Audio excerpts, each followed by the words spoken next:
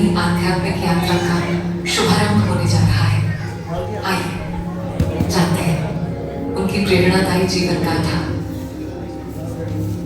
दिनांक 18 मार्च 1939 को श्री नथुजी पलसापुरे एवं श्रीमती लक्ष्मीबाई पलसापुरे निवासी वाडे गांव पांडुरना के पावन गृह में एक कन्या रत्न का जन्म हुआ। परिवार ने स्नेहपूर्वक उनका नाम लीला रखा। माता पिता की आर्थिक परिस्थिति अत्यंत साधारण होने के कारण लीलाबाई मात्र 6 वर्ष की आयु में अपने मामा के गांव काटोल आ गई। उनकी प्रारंभिक शिक्षा 4th कक्षा तक वहीं संपन्न हुई। वे 5 भाई बहनों में सबसे बड़े थे। बचपन से ही उनका मन धर्म, पूजा, संयम और आध्यात्मिक संस्कार की ओर सहज रूप से आकर्षित रहता था। 16 वर्ष की आयु में उनका विवाह उमरी के रवारी तहसील साकोली जिला भंडारा के निवासी डॉक्टर बाबूराव जी सावरकर के साथ संपन्न हुआ। विवाह के उपरांत उनका नाम सौ इंदिराबाई बाबूराव जी सावरकर हुआ। उन्हें 2 पुत्र एवं 4 पुत्रियों का सुख प्राप्त हुआ। जीवन सुखपूर्वक चल रहा था, किंतु समय ने कठिन परीक्षा ली। उनका छोटा पुत्र केवल 9 महीने का था, तभी उनके पति का असामयिक निधन हो गया। उस समय सभी बच्चे छोटे थे और बड़ा पुत्र अभी 10वीं कक्षा में अध्ययनरत था। परिवार के पास केवल 1.5 एकड़ कृषि भूमि और एक साधारण निवास था। ऐसी विषम परिस्थिति में उनके जीवन पर दुखों का पर्वत टूट पड़ा, परंतु उन्होंने कभी हार नहीं मानी। उन्होंने खेतों में मजदूरी की, अथक परिश्रम किया और अपने परिश्रम के बल पर सभी बच्चों को शिक्षित किया। उन्होंने कभी किसी के सामने हाथ नहीं फैलाया और न ही किसी से आरण लिया। अपने आत्मसम्मान, परिश्रम और दृढ़ निश्चय के बल पर उन्होंने परिवार को संभाला। समय के साथ उनके त्याग और संघर्ष का शुभ फल भी प्राप्त हुआ। बड़ा पुत्र चिकित्सक बना तथा छोटा पुत्र चार्टर्ड अकाउंटेंट बना। चारों पुत्रियों की शिक्षा पूर्ण कराकर उनके विवाह भी यथायोग्य संपन्न किए। इंदिराबाई प्रारंभ में अपने गांव में ही निवास करती थी। बाद में बड़े पुत्र का विवाह हुआ। पुत्र नागपुर में रहने लगा, इसलिए वे भी उसके साथ नागपुर चली गई। कुछ समय पश्चात पुत्र का स्थानांतरण चंद्रपुर हुआ और वे भी चंद्रपुर आ गए। उस समय चंद्रपुर में जैन मंदिर नहीं था, किंतु उन्होंने अपनी नित्य धर्मचर्या कभी नहीं छोड़ी। उन्होंने अपने गांव के जैन मंदिर से भगवान की प्रतिमा लाकर प्रतिदिन अभिषेक, पूजा और आराधना की तथा उसके पश्चात ही जल ग्रहण करती थी। उनके लिए यह केवल नियम नहीं बल्कि श्रद्धा और भक्ति का जीवंत स्वरूप था। कालांतर में सन 1992 में चंद्रपुर में जैन मंदिर का निर्माण हुआ।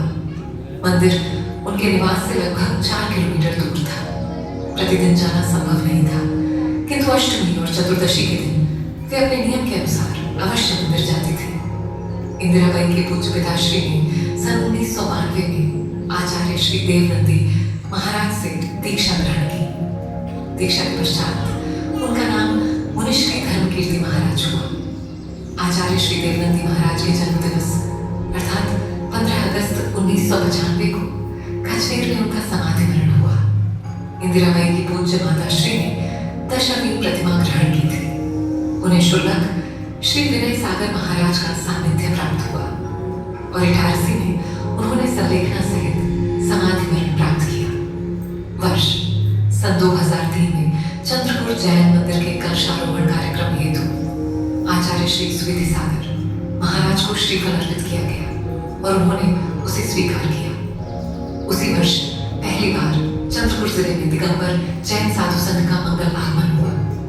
उसी समय इंदिराबाई ने आचार्य श्री सुविधि सागर महाराज को अपने प्रथम गुरु के रूप में स्वीकार किया।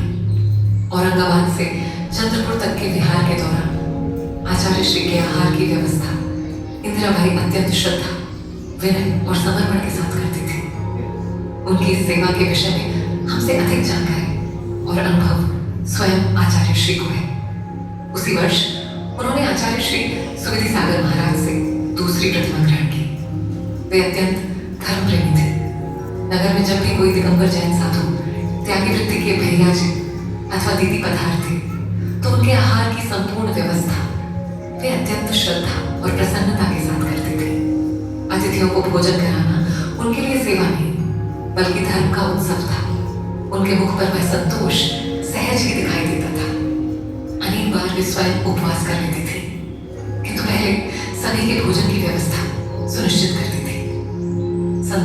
2013 में आचार्य श्री विशुद्ध सागर महाराज पंच कल्याणक महोत्सव के अवसर पर चंद्रपुर पधारे।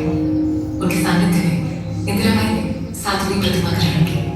इसके अतिरिक्त उन्होंने 16 कारण व्रत, नंदीश्वर व्रत, दशलक्षण व्रत, अनंत चतुर्दशी व्रत, पंचमी व्रत, आर्षि पंचमी व्रत, रत्नत्रय व्रत, कमल चंद्र व्रत आदि अनेक व्रत श्रद्धापूर्वक किए। सभी व्रतों का यथाविधि उद्यापन भी किया, किंतु किसी भी व्रत का त्याग नहीं किया।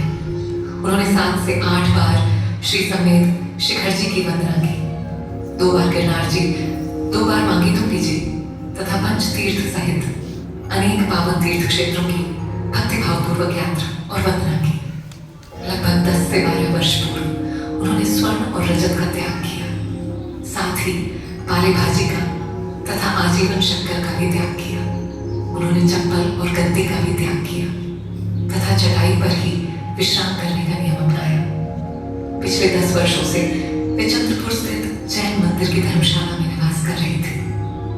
उनकी इस धर्म साधना में उनकी दोनों बहुओं ने उन्हें माता के समान सम्मान दिया और अत्यंत शुद्ध भावना से उनके आहार की व्यवस्था की। उन्होंने 4 सफेद साड़ियों को छोड़कर शेष सभी ऐहिक वस्तुओं का त्याग कर दिया था। उनके मन में अनेक वर्षों से दीक्षा के भाव थे, किंतु विभिन्न कारणों से वे भावपूर्ण नहीं हो सके। अब वह पावन भावनापूर्ण रूप से जागृत हो चुकी थी। परिवार में 2 बेटे, 2 बहुएं, 3 पोते, 2 पोत बहुएं तथा 3 पड़पोते हैं। आज भी यह संपूर्ण परिवार एक ही छत के नीचे प्रेम, संस्कार और सौहार्द के साथ रहता है। एक आदर्श परिवार कैसा होना चाहिए, इसका सुंदर उदाहरण इंदिराबाई ने अपने जीवन से समाज के समक्ष प्रस्तुत किया। अपने इतने बड़े संस्कारित और एकजुट परिवार को देखकर वे सदैव संतुष्ट और प्रसन्न रहती थी। अंततः 12 जुलाई 2026 को सभी प्रकार की सांसारिक सुख सुविधाएं उपलब्ध होने के पश्चात भी आत्मकल्याण की सर्वोच्च भावना से प्रेरित होकर उन्होंने गृह त्याग का दृढ़ निश्चय किया और आचार्य श्री सुविधि सागर महाराज के सानिध्य में रहने का निर्णय लिया। उसी दिन उनके सभी पुत्र, पुत्रियां, पुत्रवधुएं, पौत्रवधुएं, भाई बहन तथा समस्त परिवारजन उन्हें नाते पुते लेकर पहुंचे और आचार्य श्री से विनम्र निवेदन किया कि वे इंदिराबाई को दीक्षा प्रदान करें। आचार्य श्री ने उनकी विनती को सहर्ष स्वीकार किया और 19 अगस्त 2026 ये तिथि उनके जीवन के इतिहास में स्वर्णाक्षरों से अंकित होने जा रही है। उनके इस अद्वितीय संघर्ष, धर्म प्रेम, त्याग, साधना और आत्मकल्याण की अटूट भावना के लिए संपूर्ण परिवार की ओर से भावपूर्ण अनुमोदना।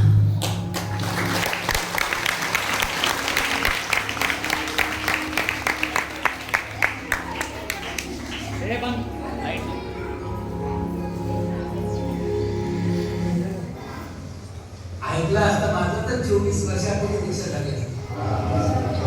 औरंगाबाद सोडायला आली होती त्यावेळेला नियम घेतला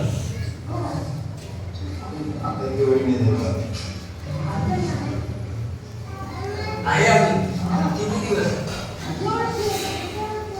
हे मग तिथलं संपत्तीचं काय होईल का बरं कोणाची आहे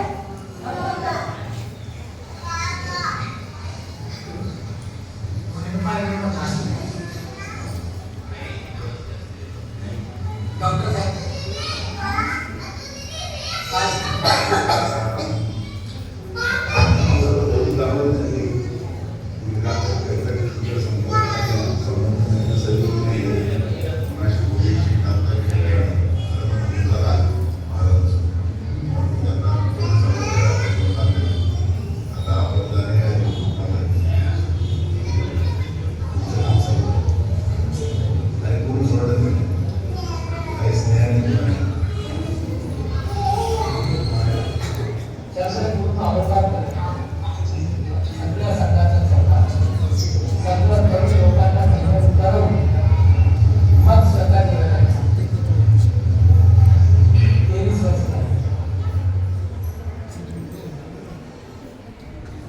दीक्षाचं फक्त आहे ना मुलगा सुटेल